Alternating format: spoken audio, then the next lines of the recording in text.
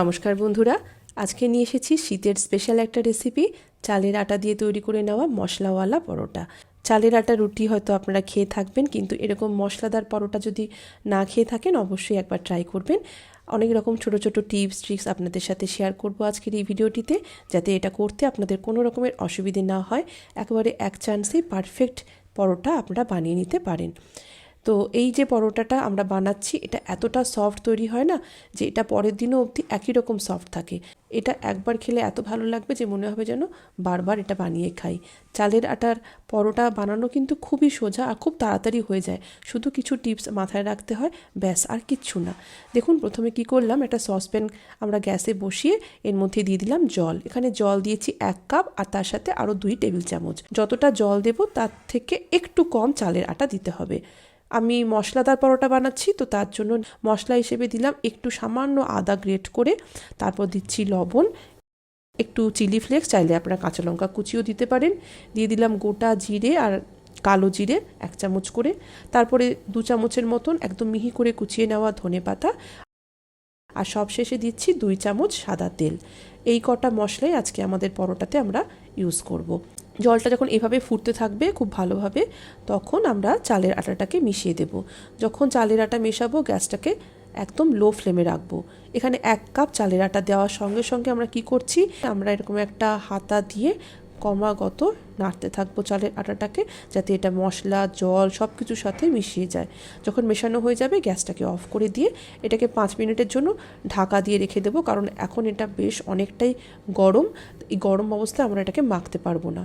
এরকম ধরনের হাতা যদি না থাকে, হ্যান্ডেল যেটা না থাকে, তাহলে আপনারা কি করতে পারেন, এটা বেলনি চাকির যে বেলনিটা থাকে সেটাও ইউজ করতে পারেন। এবার দেখুন 5 মিনিট পরে ফিরে এসেছি। এবার এটাকে খুব ভালো করে আমাদেরকে ঠেসে ঠেসে মেখে নিতে হবে, যেভাবে আমরা রুটি বা পরোটা মাখার জন্য আটা বা ময়দাকে ঠাসি সেরকমই।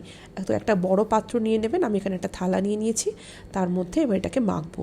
এই মাখাটা ভীষণ ইম্পর্টেন্ট, যত ভালো করে চালের আটা মাখতে পারবেন তত সুন্দর আপনাদের রুটি বা পরোটা তৈরি হবে। আমি কি করলাম, একটা গ্লাসের পিছন দিক দিয়ে প্রথমে কিছুটা মেখে নিচ্ছি, কারণ এটা এখন প্রচণ্ড গরম। একটু পর যখন এটা ঠান্ডা হয়ে যাবে তখন হাত দিয়ে মাখছি। প্রায় 8 থেকে 10 মিনিট এইভাবেই ক্রমাগত আমি মেখে গেছি। ভালোভাবে ঠেসে ঠেসে যত সুন্দর করে মাখবো, মসৃণ করে মাখবো, তত কি হবে না, আমাদের যখন রুটি বা পরোটা বেলবো এটা ফেটে যাবে না। এটা অনেকেরই কমপ্লেন থাকে যে পরোটা বেলতে গেলে চালের আটা পরোটা ফেটে যাচ্ছে। আপনাদের জন্য আমি একটাই টিপ বলবো, যে সুন্দরভাবে মাখবেন, আর মাখার সময় একটু সাদা তেল দিয়ে দিচ্ছি। সাদা তেল দিতে পারেন, বা যদি মনে হয় খুব শুকিয়ে গেছে, মাখতে অসুবিধা হচ্ছে, তাহলে সামান্য একটু জলের ছিটাও দিতে পারেন। এটাকে ঢাকা দিয়ে রেখে দেবেন মাখার পরে প্রায় 15 মিনিট। 15 মিনিট ঢাকা দিয়ে রাখার পর তারপরে ফিরে এসে আবারও 5 থেকে 7 মিনিট মেখে নেবেন। এই সময় যদি মনে হয় শুকিয়ে গেছে, আবারও হালকা একটু গরম জলের ছিটে দিয়ে দিতে পারেন। আর যখন রুটি বা পরোটা বেলবেন, যেটুকু দরকার সেটুকু নিয়ে বাকিটা আবার ঢাকা দিয়ে রেখে দেবেন। খোলা রাখবেন না, খোলা রাখলে কিন্তু মণ্ডটা আবার শক্ত হয়ে যাবে। তো বেলবার সময় দেখতে পাচ্ছেন একটু বড় করে লেচি নিয়েছি। এবার এটাকে বেলবার আগে চালের আটার মধ্যে ভালোভাবে মাখিয়ে নিচ্ছি। আপনারা চাইলে এখানে গমের আটা বা ময়দা দিয়েও কিন্তু বেলতে পারেন। আর খুব আলতো হাতে বেলতে হবে, খুব বেশি চাপ দিয়ে বেলবো না, ধীরে ধীরে যতটা সম্ভব পাতলা করে এটাকে বেলে নেবেন।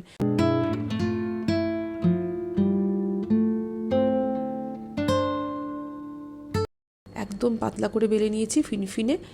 তো এবারে ভাজার জন্য নিয়ে নিয়েছি একটা লোহার তাওয়া। লোহার তাওয়াতে এই ধরনের রুটি পরোটা সুন্দর তৈরি হয়। যদি না থাকে তাহলে কোনো ব্যাপার নয়, আপনারা ননস্টিক তাওয়াতেও এই কাজটি করতে পারেন। তাওয়াটাকে খুব ভালো করে গরম হতে দেবেন। গরম হওয়ার পরে অল্প একটু তেল দিয়ে দিলেন প্রথমে, তারপরে আপনি পরোটাটাকে ভাজবেন। ভাজবার সময় গ্যাসের ফ্লেমটাকে একেবারে মিডিয়াম থেকে হাইতে রাখবেন। লো ফ্লেমে পরোটা কখনই ভাজবেন না। আর উল্টে পাল্টে হালকা বাদামি করে এটাকে ভেজে নেবেন। এর গায়ের মধ্যে দেখবেন ছোট ছোট বাদামি রঙের স্পট যখন আসতে শুরু করবে, তখনই বুঝবেন আপনাদের পরোটা কিন্তু ভাজা হয়ে গেছে। কারণ এইরকম পরোটাগুলো এরকম সাদা ধবধবেই তৈরি হয়, খুব বেশি কিন্তু লালচে এটা হয় না। একই রকমভাবে আমরা আরও একটা বেলে দেখাচ্ছি। একটা বড় লেচিকে চালের আটার মধ্যে মাখিয়ে খুব আলতো হাতে বেলছি। এই বেলাটা কিন্তু খুব আলতো হাতে করতে হবে। এই সমস্ত ছোট ছোট টিপস মাথায় রাখলে কিন্তু কখনোই বেলবার সময় আপনাদের কোনো অসুবিধা হবে না। সেকেন্ড টাইম যখন পরোটা ভাজবো তখন চাটুটাকে দেখলেন একটু ভিজে ন্যাকড়া দিয়ে মুছে দিলাম, তারপরে একটু তেল ব্রাশ করে নেওয়ার পর সেকেন্ড পরোটাটাকে ভাজবো। নাহলে কি হবে, ভাজতে গেলে তলায় লেগে যেতে পারে, মানে যখন এটা উল্টাতে যাবেন তখন দেখবেন লেগে যাবে। তো সবসময় সেকেন্ড টাইম বা থার্ড টাইমে যখন ভাজবেন একটু মুছে নেবেন। আবারও একদম উল্টে পাল্টে অল্প অল্প করে তেল দিয়ে এটাকে ভেজে নিচ্ছি। খুব বেশি তেল কিন্তু এই পরোটা তৈরি করতে লাগে না, সামান্য একটু করে তেলের ছিটে দিয়ে সুন্দর তৈরি হয়ে যায়। আর দেখতে পাচ্ছেন কতটা সফট হয়েছে, আর এরকমভাবে সফট কিন্তু পরের দিন অবধিও থেকে যাবে। এই পরোটাটাকে আপনারা যে কোনো ধরনের ভাজি দিয়ে বা নলেন গুড় দিয়ে বা পায়েস দিয়ে খেতে পারেন, খুব ভাল লাগে। আর এর মধ্যে তো অনেক রকম মশলা দিয়েছি, তার জন্য এই পরোটা এমনি এমনি ভীষণ টেস্টি লাগে। তো এই ধরনের পরোটা এই শীতকালে কিন্তু বেশ ভালো লাগে খেতে, আপনারা অবশ্যই ট্রাই করবেন। স্পেশালি বাচ্চারা তো এটাকে ভীষণ এনজয় করবে, আর এটা এত সফট হয় বাচ্চাদের থেকে শুরু করে বয়স্ক মানুষদের সবারই কিন্তু খেতে কোনো রকমের অসুবিধা হবে না। ভিডিও যদি ভালো লাগে তাহলে অবশ্যই এটিকে লাইক, কমেন্ট, শেয়ার করে আমার চ্যানেলটিকে সাবস্ক্রাইব করে আমার পাশে থাকবেন। নমস্কার।